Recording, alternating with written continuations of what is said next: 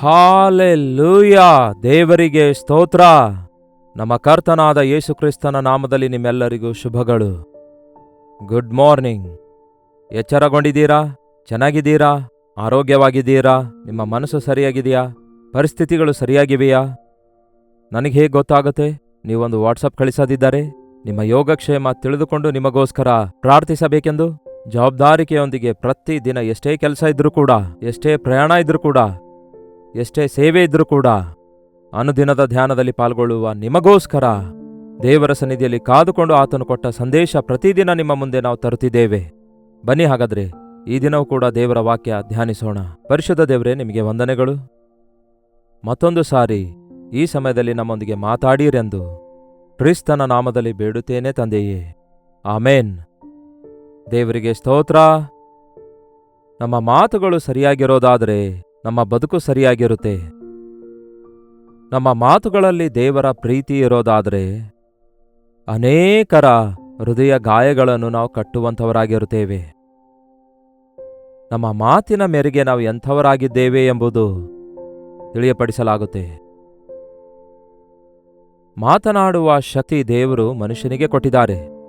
ಮನಸ್ಸಿನಲ್ಲಿರುವುದನ್ನು ವ್ಯಕ್ತಪಡಿಸುವುದಕ್ಕಾಗಿ, ಇತರರನ್ನು ಗ್ರಹಿಸಿಕೊಂಡು ಅರ್ಥ ಮಾಡಿಕೊಂಡು ಗೌರವಿಸುವುದಕ್ಕಾಗಿ, ಪ್ರೀತಿಸುವುದಕ್ಕಾಗಿ, ತಿದ್ದುವುದಕ್ಕಾಗಿ, ಸರಿತಿದ್ದುವುದಕ್ಕಾಗಿ ದೇವರು ನಮಗೆ ಜ್ಞಾನ ಕೊಡುತ್ತಾರೆ.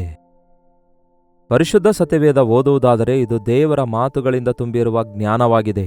ಈ ವಚನಗಳು ನಮ್ಮ ಹೃದಯದಲ್ಲಿರೋದಾದರೆ ನಮ್ಮ ಬಾಯಿಯ ಮಾತುಗಳೆಲ್ಲ ದೇವರ ಮಾತುಗಳಾಗಿರುತ್ತವೆ. ಹೃದಯದಲ್ಲಿ ತುಂಬಿರುವುದರ ಮೇರೆಗೆ ಬಾಯಿ ಮಾತಾಡುತ್ತದೆ. ಹಾಗಾದರೆ ನಿಮ್ಮ ಹೃದಯದಲ್ಲಿ ದೇವರ ಮಾತುಗಳನ್ನು ಭದ್ರಪಡಿಸಿಕೊಳ್ತಾ ಇದ್ದೀರಾ? ಮರಿಯಳು ಯೇಸು ಕ್ರಿಸ್ತನ ಕುರಿತಾಗಿ ಹೇಳಲ್ಪಟ್ಟಂತಹ ಪ್ರತಿಯೊಂದು ಮಾತನ್ನು ತನ್ನ ಮನಸ್ಸಿನಲ್ಲಿ ಭದ್ರಪಡಿಸಿಕೊಂಡಳಂತೆ.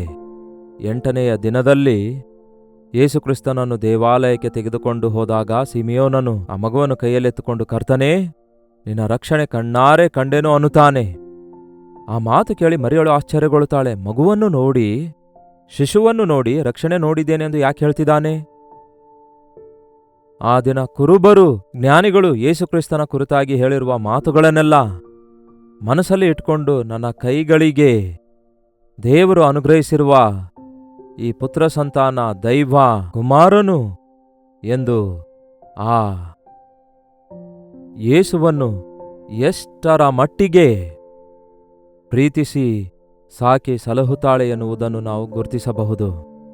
ನಿಮ್ಮ ಹೃದಯದೊಳಗಡೆ ಖಡ್ಗವು ತೂರಿಕೊಳ್ಳುವುದು ಎಂದು ಹೇಳಿರುವ ಮಾತು ಯೇಸು ಕ್ರಿಸ್ತನು ಶಿಲುಬೆಯ ಮೇಲೆ ಮರಣ ಹೊಂದುತ್ತಿರುವಾಗ ಮರಿಯಳು ಆ ಶಿಲುಬೆಯ ಹತ್ತಿರ ಹೋಗಿ ಗಾಯಗಳಲ್ಲಿರುವ ರಕ್ತಮಯವಾಗಿರುವ ಆತನ ಶರೀರವನ್ನು ನೋಡಿದಾಗ ಆಕೆ ಹೃದಯದಲ್ಲಿ ಕತ್ತಿಯಿಂದ ತಿವಿದಂತಹ ಅನುಭವವಾಯಿತು. ಆ ಸಮಯದಲ್ಲಿ ಪ್ರವಾದನೆಗಳ ನೆರವೇರುವಿಕೆಯನ್ನು ಗುರುತಿಸಿ, ಆತನು ನನ್ನ ಮಗನಲ್ಲ, ದೇವಕುಮಾರನು, ಮಾನವರ ಪಾಪಗಳಿಗೋಸ್ಕರ ಪ್ರಾಯಶ್ಚಿತ್ತ ಮಾಡಲು ಬಂದಿರುವ ಮೆಸ್ಸಯ್ಯನಾಗಿದ್ದಾನೆ ಎಂಬುದಾಗಿ ಗುರುತಿಸುತ್ತಾಳೆ. ದೇವರ ಮಾತುಗಳು ನಮ್ಮ ಹೃದಯದಲ್ಲಿರುವುದಾದರೆ ಸಮಯೋಚಿತವಾದ ಸಮಯದಲ್ಲಿ ಸಮಯೋಚಿತವಾದ ಮಾತುಗಳನ್ನು ಆಡಬಲ್ಲೆವು. ಬಹಳ ಜನರಿಗೆ ಒಳ್ಳೆ ವೆಕಾಬ್ಯುಲರಿ ಇರುತ್ತೆ, ವಾಕ್ಚಾತುರ್ಯ ಇರುತ್ತೆ, ಬಹಳ ಚೆನ್ನಾಗಿ ಮಾತಾಡ್ತಾರೆ. ಆದರೆ ಯಾವ ಸಮಯದಲ್ಲಿ ಯಾವ ಮಾತಾಡಬೇಕೆಂದು ತಿಳಿಯದೆ, ಅವಶ್ಯಕತೆ ಇಲ್ಲದಿರುವಾಗ ಅವಶ್ಯಕವಿಲ್ಲದ ಮಾತುಗಳನ್ನು ಮಾತಾಡಿ ಮತ್ತಷ್ಟು ತೊಂದರೆಗೆ ಒಳಗಾಗಿ ಇತರರನ್ನು ಶ್ರಮೆಯ ಪಾಲು ಮಾಡುವುದನ್ನು, ವೇದನೆಯ ಪಾಲು ಮಾಡುವುದನ್ನು ನಾವು ನೋಡ್ತೇವೆ. ಅದಕ್ಕೆ ದೇವರ ಮಾತುಗಳನ್ನು ನಮ್ಮ ಹೃದಯದೊಳಗೆ ಭದ್ರಪಡಿಸಿಕೊಳ್ಳೋಣ. ಜ್ಞಾನೋಕ್ತಿಗಳ ಪುಸ್ತಕ 25ನೇ ಅಧ್ಯಾಯ 11ನೇ ವಚನ. ಸಮಯೋಚಿತವಾಗಿ ನುಡಿದಂತಹ ಮಾತುಗಳು ಏನಂತೆ? ಸಮಯೋಚಿತವಾಗಿ ಅಂದರೆ ಸಮಯವನ್ನು ಯೋಚಿಸಿ, ಪರಿಸ್ಥಿತಿಯನ್ನು ಗ್ರಹಿಸಿ, ಅವಶ್ಯಕತೆಯ ಮೇರೆಗೆ ನುಡಿದಂತಹ ಮಾತುಗಳು ಬೆಳ್ಳಿಯ ನಕಾಸಿಯಲ್ಲಿ ಖಚಿತವಾದ ಬಂಗಾರದ ಹಣ್ಣುಗಳಿಗೆ ಸಮಾನ. ಚಿತ್ರಕರವಾಗಿರುವ ಬೆಳ್ಳಿಯ ನಕಾಸಿಯಲ್ಲಿ ಬಂಗಾರದ ಹಣ್ಣುಗಳಿಗೆ ಸಮಾನ. ಫಳಫಳ ಅನ್ನುವಂಥದ್ದನ್ನು ನೋಡಲು ಎಷ್ಟು ಅಂದವಾಗಿರುತ್ತದೋ, ಎಷ್ಟು ಪ್ರೀತಿಕರವಾಗಿರುತ್ತದೋ ಹಾಗೆಯೇ ನಮ್ಮ ಮಾತುಗಳು. ಅಮೂಲ್ಯವಾದ ಮಾತುಗಳನ್ನು ಸಮಯೋಚಿತವಾಗಿ ನುಡಿಯುವಾಗ ಇತರರಿಗೆ ಅವು ಪ್ರೀತಿಕರವಾಗಿಯೂ ಆದರಣೆಕರವಾಗಿಯೂ ಇರುವಂಥದ್ದಾಗಿರುತ್ತವೆ. ಕೇಳುವ ಕಿವಿಗೆ ಮುಟ್ಟುವ ಬುದ್ಧಿವಾದವು ಹೊನ್ನಿನ ಮುರುವಿಗೂ ಅಪರಂಜಿಯ ಆಭರಣಕ್ಕೂ ಸಮಾನ. ಕಿವಿಗಳಿಗೆ ಏನೇನೋ ಅಲಂಕಾರವಾಗಿ ಮಾಡಿಕೊಳ್ತಿದ್ದಾರೆ, ಆದರೆ ಒಬ್ಬ ಜ್ಞಾನವುಳ್ಳಂತಹ ವ್ಯಕ್ತಿ ಮಾತಾಡುವ ಮಾತುಗಳು ಕೇಳುವವರ ಕಿವಿಗೆ ಇಂಪಾಗಿ ಪ್ರಯೋಜನಕರವಾಗಿ ಜ್ಞಾನೋದಯ ಉಂಟುಮಾಡುವ ಹಾಗೆ ಇರುತ್ತವಂತೆ.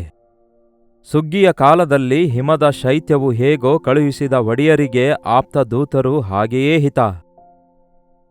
ಅಂಥವನು ತನ್ನ ಯಜಮಾನನ ಹೃದಯವನ್ನು ತಂಪುಗೊಳಿಸುವನು ಅಂತೆ. ಅಂದರೆ ನಂಬಿಗಸ್ತಿಕೆ ಉಳ್ಳಂತಹ ಸಮಾಚಾರ ಕೊಡುವಂಥವರು ತಮ್ಮ ಒಂದು ಯಜಮಾನರ ಹೃದಯಕ್ಕೆ ತಂಪನ್ನುಂಟು ಮಾಡುತ್ತಾರಂತೆ. ನೋಡಿ, ಈ ದಿನಗಳಲ್ಲಿ ಮನುಷ್ಯರನ್ನು ನಾವು ಬೇಸರಗೊಳಿಸ್ತಿದ್ದೇವೆ. ಮನುಷ್ಯರು ಮೊದಲೇ ಅವರು ಬಾಧೆಯಲ್ಲಿರುವಾಗ ಮತ್ತಷ್ಟು ಬಾಧೆಗೊಳಿಸುವಂತಹ ಮಾತುಗಳನ್ನಾಡ್ತೇವೆ. ಮೊದಲೇ ನಿಮಗೆ ರೋಗ ಬಂದಿದ್ದಕ್ಕೆ ನೀವೇ ಎಷ್ಟೋ ಗೊಂದಲಕ್ಕೆ ಚಿಂತೆಗೆ ಒಳಗಾಗಿ ಬಾಧೆ ಪಡ್ತಾ ಇದ್ರೆ, ಯಾರೋ ಒಬ್ರು ನಿಮ್ಮ ಬಳಿಗೆ ಬಂದು ಏನು ರೋಗ ಬಂದಿದೆ ಅಂತೆ, ಯಾವ ರೋಗ ಬಂದಿದೆ, ಏನಾಗಿದೆ, ಅಯ್ಯೋ ಇದು ಕ್ಷಯರೋಗ ಅಂದಿದ್ದಾರೆ ಅಂದಾಗ, ಹೌದಾ, ಇದೇ ರೀತಿ ನಮ್ಮ ಮನೆ ಪಕ್ಕದವರಿಗೂ ಕ್ಷಯರೋಗ ಬಂದು 3 ದಿನದಲ್ಲಿ ಸತ್ತಿದ್ದಾರೆ ಎಂದು ಹೇಳಿದ್ರು ಅಂದ್ಕೊಳ್ಳಿ. ಮೊದಲೇ ಈ ರೋಗ ಬಂದು ಭಯಪಡುತ್ತಿರುವಂಥವನಿಗೆ ಅಂತಹ ಮಾತು ನಿಜವಾದ ಮಾತೇ, ಆದರೆ ಅವಾಗ ಅಗತ್ಯವಿಲ್ಲ. ಆ ಮಾತು ಅವಾಗ ಆಡುವ ಅಗತ್ಯವಿಲ್ಲ.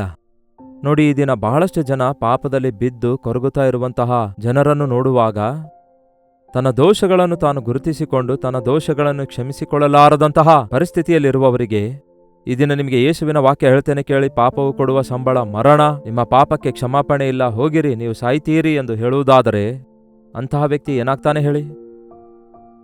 ಪಾಪ ಮಾಡುವ ವ್ಯಭಿಚಾರಿಯನ್ನು ಯೇಸುವಿನ ಬಳಿಗೆ ಕರೆತಂದಾಗ ಕಲ್ಲೆಸೆದು ಕೊಲ್ಲಬೇಕೆಂದು ಎಲ್ಲರೂ ಮೇಲೆ ಮೇಲೆ ಬರುತ್ತಿರುವಾಗ ಯೇಸು ಹೇಳ್ತಾರೆ, ಅಮ್ಮ, ನಾನು ನಿನ್ನನ್ನು ಶಿಕ್ಷಿಸುವುದಿಲ್ಲ, ಇನ್ನು ಮೇಲೆ ಹೋಗಿ ಪಾಪ ಮಾಡಬೇಡ.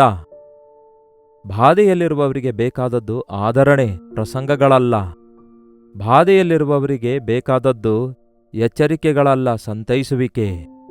ಮೊದಲು ಅವರ ಅವಶ್ಯಕತೆಯನ್ನು ತೀರಿಸಿರಿ.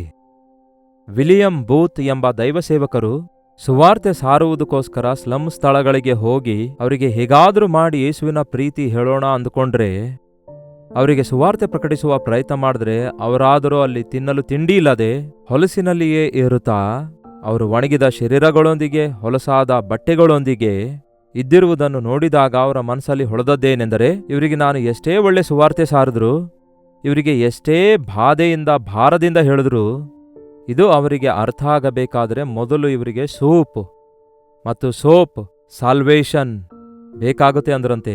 ಮೊದಲು ಅವರಿಗೆ ಸ್ವಲ್ಪ ಕುಡಿಯಲು ಗಂಜಿ ಕೊಟ್ಟು, ಅವರು ಶುಭ್ರ ಆಗುವುದಕ್ಕಾಗಿ ಒಂದು ಸೋಪ್ ಕೊಟ್ಟು, ಅವರ ಮನಸ್ಸು ಶುಚಿಯಾದಾಗ ಅವರಿಗೆ ರಕ್ಷಣೆ ಸುವಾರ್ತೆಯನ್ನು ಸಾರಿದಾಗ ಆವಾಗ ಅವರು ಅರ್ಥ ಮಾಡಿಕೊಳ್ಳುತ್ತಾರೆ, ರಕ್ಷಿಸಲ್ಪಡುತ್ತಾರೆ ಎಂದು ಗ್ರಹಿಸಿ ಆ ದೊಡ್ಡ ಸೇವಕರಿಬ್ಬರು ವಿಲಿಯಂ ಬೂತ್, ಕ್ಯಾಥರಿನ್ ಬೂತ್ ಪ್ರಾರಂಭಿಸಿ ಈ ದಿನದವರೆಗೂ ಅವರ ಸೇವೆ ಮುಂದುವರಿತಾ ಇದೆ. ಅದಕ್ಕೆ ನಮ್ಮ ಮಾತುಗಳು ಪ್ರಯೋಜನಕರವಾಗಿರಬೇಕು. ಎಂಥವರೊಂದಿಗೆ ಮಾತಾಡ್ತಿದ್ದೇವೆ? ಹಿರಿಯರೊಂದಿಗೆ ಮಾತಾಡುವಾಗ ಗೌರವದಿಂದ ಮಾತಾಡಬೇಕು. ಮಕ್ಕಳೊಂದಿಗೆ ಮಾತಾಡುವಾಗ ಹಗುರವಾಗಿ ಮಾತಾಡದೆ ಪ್ರೀತಿಯಿಂದ ಮಾತಾಡಬೇಕು. ಹೊರಗಿನವರೊಂದಿಗೆ ಮಾತಾಡುವಾಗ ಗೌರವದಿಂದ ಮಾತಾಡಬೇಕು. ಸ್ವಂತ ಜನರೊಂದಿಗೆ ಮಾತಾಡುವಾಗ ಪ್ರೀತಿಯಿಂದ ಮಾತಾಡಬೇಕು. ಬಾಧೆಯಲ್ಲಿರುವವರೊಂದಿಗೆ ಮಾತಾಡುವಾಗ ಆದರಣೆಯಿಂದ ಮಾತಾಡಬೇಕು. ಗರ್ವದಲ್ಲಿದ್ದವರೊಂದಿಗೆ ಮಾತಾಡುವಾಗ ತಗ್ಗಿಸಿಕೊಂಡು ಅವರ ಗರ್ವ ಅವರು ಅರಿತುಕೊಳ್ಳುವಂತೆ ದೀನತೆಯಿಂದ ಮಾತಾಡಬೇಕು. ಸಮಯೋಚಿತವಾದ ಮಾತುಗಳು ನಮಗೆಷ್ಟೋ ಅವಶ್ಯಕವಾಗಿವೆ. ಈ ದಿನಮಾನಗಳಲ್ಲಿ ಯಾವಾಗ ಎಂತಹ ಮಾತಾಡಬೇಕು ಅಂತಹ ಮಾತಾಡೋದಕ್ಕೆ ಎಷ್ಟೋ ಜಗಳ ಆಗ್ತಿವೆ ಅಲ್ಲವೇ, ಎಷ್ಟು ಗೊಂದಲ ಆಗ್ತಿವೆ ಅಲ್ಲವೇ, ಎಷ್ಟು ಪ್ರಾಬ್ಲಮ್ಸ್ ಕ್ರಿಯೇಟ್ ಆಗ್ತಿವೆ ಅಲ್ಲವೇ. ಒಂದು ಅನವಶ್ಯಕವಾದ ಮಾತು ಎಂತಹ ಕೇಡು ಉಂಟು ಮಾಡುತ್ತಾ ಇದೆ ಎಂದು ಪ್ರಪಂಚದಲ್ಲಿ ನೋಡ್ತಿದ್ದೇವಲ್ಲವೇ. ಕೊಂಚ ಕಿಚ್ಚು ಎಂತಹ ದೊಡ್ಡ ಅರಣ್ಯ ಸುಟ್ಟಾಗುತ್ತದೆ ಅಲ್ಲವೇ, ಹಾಗೆಯೇ ನಮ್ಮ ಮಾತಿರುತ್ತವೆ ಎಂದು ಬೈಬಲ್ ಹೇಳ್ತದಲ್ಲವೇ. ಅದಕ್ಕೆ ನಿಮ್ಮ ಮಾತುಗಳು ಪ್ರೀತಿಯುಳ್ಳದಾಗಿರಬೇಕೆಂದು ಯೇಸುವಿನ ಮಾತುಗಳಂತಿರಬೇಕು. ಯೇಸು ಯಾವಾಗ ಯಾವ ರೀತಿ ಮಾತಾಡಬೇಕಿತ್ತೋ ಅದನ್ನು ಆವಾಗ ಆತನು ಮಾತಾಡಿದನು.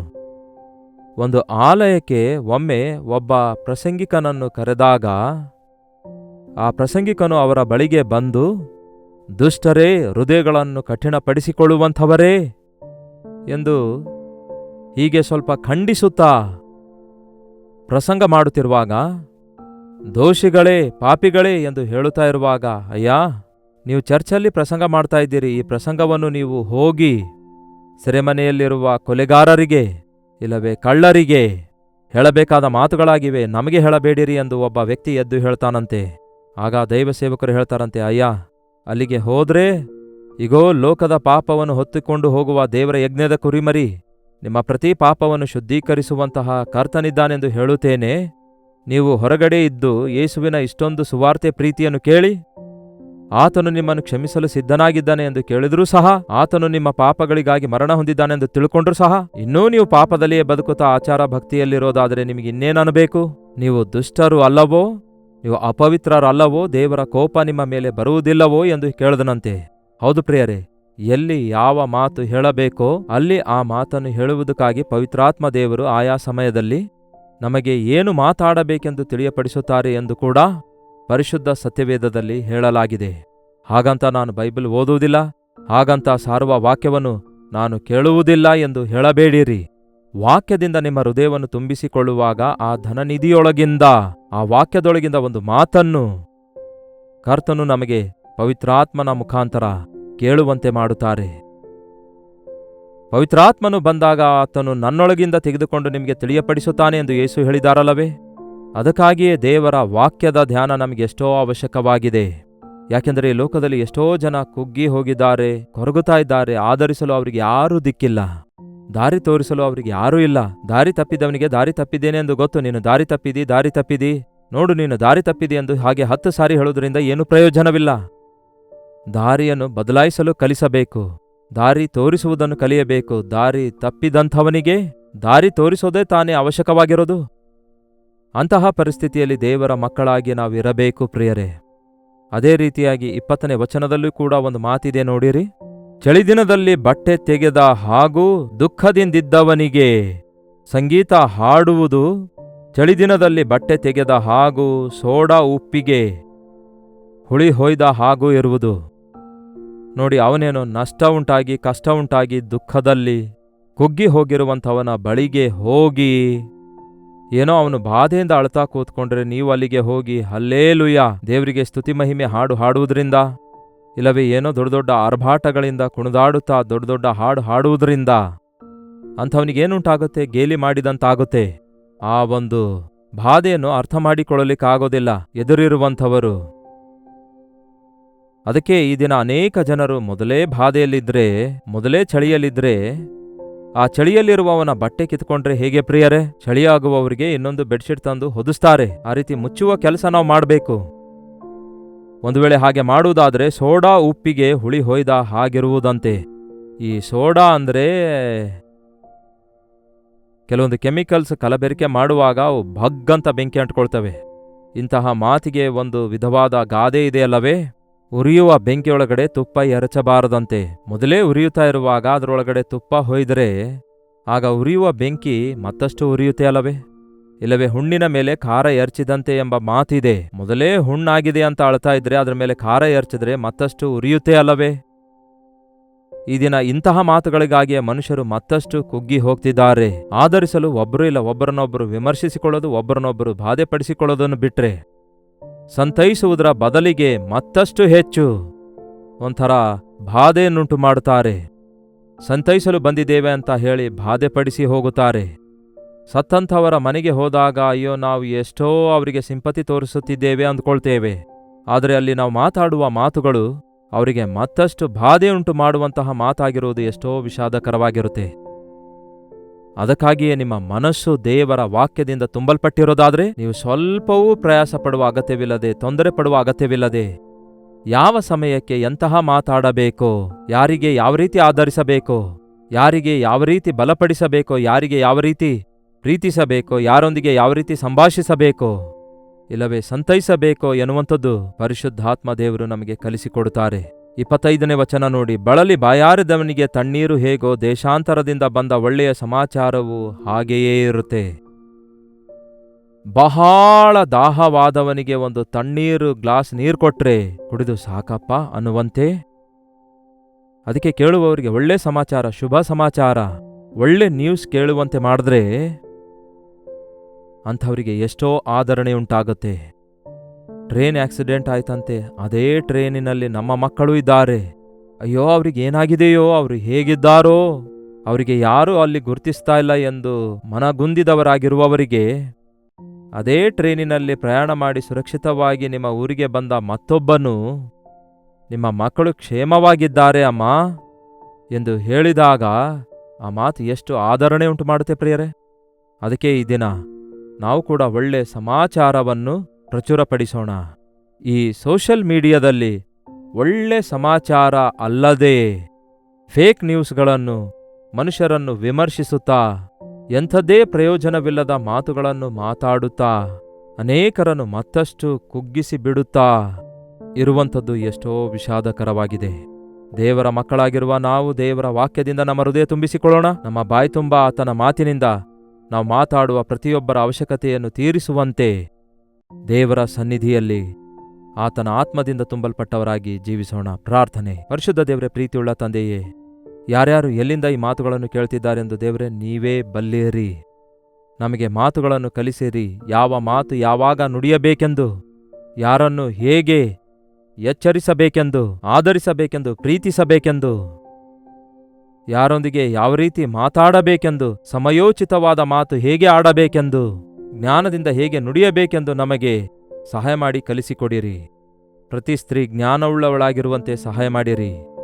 ಪ್ರತಿ ಪುರುಷ ಜ್ಞಾನವುಳ್ಳವನಾಗಿ ತನ್ನ ಹೆಂಡತಿ ಬಲಹೀನಳಾಗಿದ್ದಾಳೆ ಎಂದು ಪರಿಗಣಿಸಿ ಮಾತಿನಿಂದ ಮತ್ತಷ್ಟು ಹೆಚ್ಚು ಅವಳನ್ನು ಕುಗ್ಗಿಸಿ ಬಿಡದೆ ಆದರಿಸುವಂತೆ ನಿಮ್ಮ ಆತ್ಮ ಅಭಿಷೇಕವುಳ್ಳವರಾಗಿರುವಂತೆ ಪ್ರತಿಯೊಬ್ಬರಿಗೂ ಸಹಾಯ ಮಾಡಿರೆಂದು ಕ್ರಿಸ್ತನ ನಾಮದಲ್ಲಿ ಬೇಡುತ್ತೇವೆ ತಂದೆಯೇ, ಆಮೇನ್. ತಂದೆಯಾದ ದೇವರ ಪ್ರೀತಿಯೂ, ಮಗನಾಗಿರುವ ಕ್ರಿಸ್ತನ ಕೃಪೆಯೂ, ಆದರಣೆಕರ್ತನಾಗಿರುವ ಪವಿತ್ರಾತ್ಮನ ಸಹವಾಸವು ಕೂಡಿ ಬಂದಿರುವ ನಮ್ಮೆಲ್ಲರ ಸಂಗಡ ಇಂದಿಗೂ ಸದಾಕಾಲಕ್ಕೂ ನೆಲೆಯಾಗಿರಲಿ. ಆಮೇನ್. ದೇವರಿಗೆ ಸ್ತೋತ್ರ. ನೀವು ಎಲ್ಲಿಂದ ವೀಕ್ಷಿಸುತ್ತಾ ಇದ್ದೀರೆಂದು ಲೈವ್ ಚಾಟ್ನಲ್ಲಿ ಬಂದು ನಿಮ್ಮ ಹೆಸರು, ಊರನ್ನು ಟೈಪ್ ಮಾಡಿರಿ. ಲೈಕ್ ಮಾಡುವುದನ್ನು ಮರೆಯಬೇಡಿರಿ, ಶೇರ್ ಮಾಡುವುದನ್ನು ಮರೆಯಬೇಡಿರಿ. ಸಬ್ಸ್ಕ್ರೈಬ್ ಮಾಡಿಕೊಳ್ಳದಿದ್ದರೆ ಇವತ್ತೇ ಡಾಕ್ಟರ್ ಜಯಪಾಲ್ ಕನ್ನಡ ಯೂಟ್ಯೂಬ್ ಚಾನಲ್ಗೆ ಸಬ್ಸ್ಕ್ರೈಬ್ ಮಾಡಿಕೊಳ್ಳಿರಿ. ಅಷ್ಟು ಮಾತ್ರವಲ್ಲ, ಪ್ರತಿದಿನ ಬೆಳಗ್ಗೆ ಈ ರೀತಿ ಸಾರಲ್ಪಡುವ ಈ ಸಂದೇಶಗಳನ್ನು ಮತ್ತೊಬ್ಬರೊಂದಿಗೆ ಹಂಚಿಕೊಂಡು ಅವರು ಕೂಡ ಕೇಳಿ ಆಶೀರ್ವಾದ ಹೊಂದಿ ಆಧ್ಯಾತ್ಮಿಕವಾಗಿ ಬೆಳೆಯುವ ಹಾಗೆ ಅವರು ವೀಕ್ಷಿಸುವಂತೆ ಅವರಿಗೆ ಪ್ರೋತ್ಸಾಹಿಸಿರಿ. ಅದೇ ರೀತಿಯಾಗಿ ಯಾವ ರೀತಿ ನೀವು ಈ ಸಂದೇಶ ಕೇಳುವುದರ ಮೂಲಕ ಮೇಲುಗಳನ್ನು ಹೊಂದುತ್ತಾ ಇದ್ದೀರಿ ಎಂಬುದಾಗಿ ನಮಗೆ ದಯಮಾಡಿ ತಿಳಿಯಪಡಿಸಿರಿ. ಈ ಸೇವೆ ಮತ್ತಷ್ಟು ಪ್ರೋತ್ಸಾಹಕರವಾಗಿ ಮುಂದುವರಿಸುವಂತೆ ನೀವು ಸಹಕರಿಸಿದವರಾಗಿರ್ತೀರಿ. ಅದಕ್ಕಾಗಿ ಈ ಸಂದೇಶಗಳನ್ನೆಲ್ಲ ಇತರರಿಗೂ ಶೇರ್ ಮಾಡಿರಿ. ದೇವರಿಂದ ಆಶೀರ್ವದಿಸಲ್ಪಡಿರಿ. ನಿಮ್ಮ ಪ್ರಾರ್ಥನಾ ಮನವಿಗಳನ್ನು 8939731313 ನಂಬರ್ಗೆ ಹೊರದೇಶದಿಂದಲೂ ಸಹ ವೀಕ್ಷಿಸುವುದಾದರೆ ಇದೇ ನಂಬರಿಗೆ ಒಂದು ಟೆಕ್ಸ್ಟ್ ಇಲ್ಲವೇ ವಾಯ್ಸ್ ಮೆಸೇಜ್ ಮೂಲಕ ವಾಟ್ಸಪ್ ಕಳಿಸಿಕೊಡಿ. ಒಂದು ಮೆಸೇಜ್ ಕಳಿಸಿಕೊಡಿ. ನಿಮಗೋಸ್ಕರ ನಾವು ತಪ್ಪದೆ ಪ್ರಾರ್ಥಿಸ್ತಿದ್ದೇವೆ. ಕರ್ತನ ಚಿತ್ತವಿರುವುದಾದರೆ ಮತ್ತೆ ಇದೇ ಅನುದಿನದ ಧ್ಯಾನದಲ್ಲಿ ಭೇಟಿಯಾಗೋಣ. ಅಲ್ಲಿಯವರೆಗೂ ದೇವರ ಮಹಾಕೃಪೆ ನಿಮ್ಮೆಲ್ಲರೊಂದಿಗಿರಲಿ.